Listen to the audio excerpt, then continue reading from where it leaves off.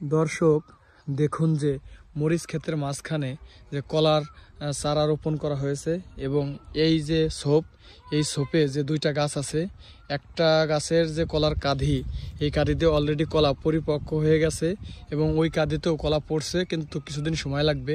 আপনারা জানেন যে সবজি কলা ভিটামিনে মানে সমৃদ্ধ। যারা সবজি কলা পছন্দ করেন তারা জানবেন যে কলাটা কত উপকারী শরীরের জন্য।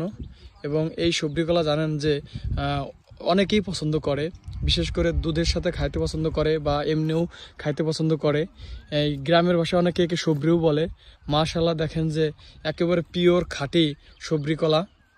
এগুলো তৈরি করতে এক্সট্রা কোনো ওষুধ বা সার কীটনাশক ব্যবহার করা হয় নাই।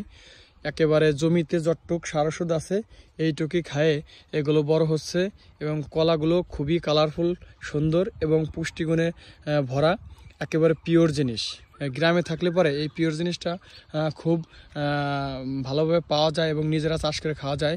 আপনারা দেখেন যে এখানে কলা গাছ কাটার পরে যে নতুন যে চারাগুলো বের হয়েছে, এইগুলো হচ্ছে এখনই কলা চারা লাগানোর সময়, অর্থাৎ আগামী সপ্তাহখানিক পরে এই চারাগুলোই জমির অন্যান্য অংশে লাগানো হবে এবং সেখান থেকে আবার এরকমের কলার কাঁধি পাওয়া যাবে।